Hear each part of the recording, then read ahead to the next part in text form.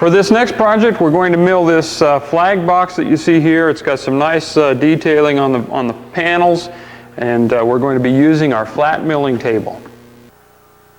Now, of course, if you have the model 600 or 500, you're going to actually mount the table to the underneath of the rails using the locking plates and the cap screws.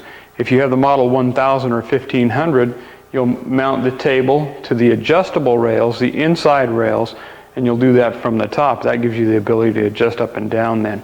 Now, when you make your adjustments, of course, you're going to adjust your bed. You want it to be level. And one of the things that you may want to do is to take a set of dial calipers like you see here and actually fine-tune the adjustment there for the height on each end so that they're exact. A friend of mine once told me that he believed the hardest part of woodworking was wood itself. I think my experience is that that's true. Wood tends to either want a bow or cup or have some sort of warp in it that makes it difficult to bring joints together.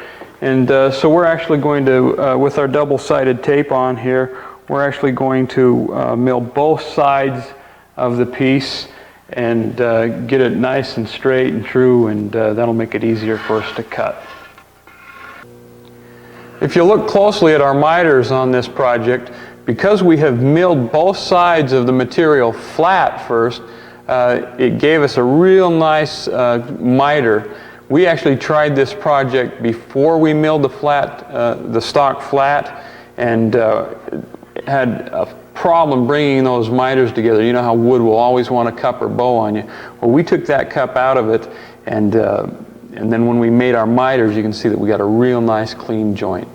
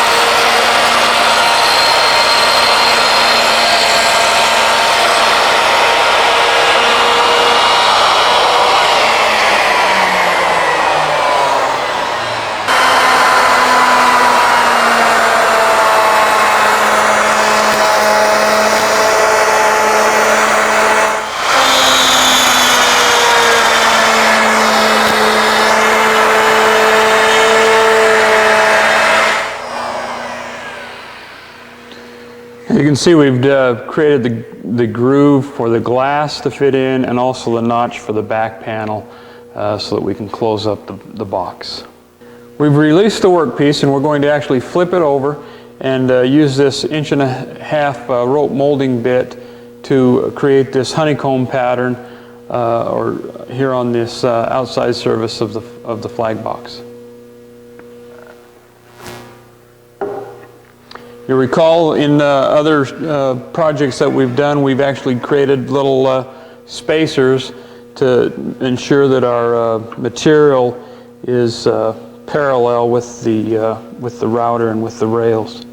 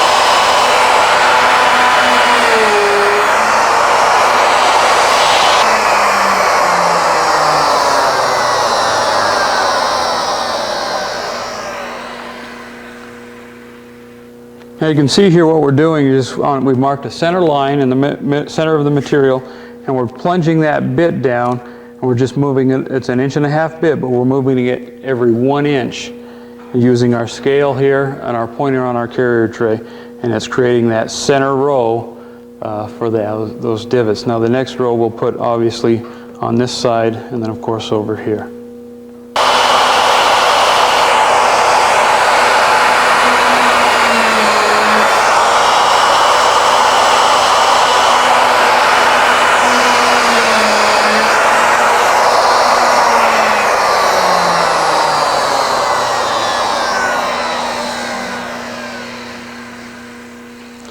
Now again, you can see from the center, we've offset it 3/4 of an inch on either side, and then we've offset it, we're plunging every inch on the 1/2 inch, so instead of being straight across, it's a 1/2 inch up. And then it's creating that quilted or honeycomb pattern, and you can see that that's how easy it is to create that flag box. Well, that concludes the video training series for the 10 projects. Let me encourage you to get in the shop and try those projects out. If you come across some tips and techniques that we haven't gone over here, something that seems to work for you, why send us an email or give us a phone call. We'd be happy to entertain those thoughts. We're always looking for better ways to use the product. If you have access to the internet, let me encourage you to jump on our website at www.legacywoodworking.com. We're going to try to keep things updated and posted there. Send us some photos of projects that you do. We'll post them to the website in our gallery section. And just get in and have some fun with the product.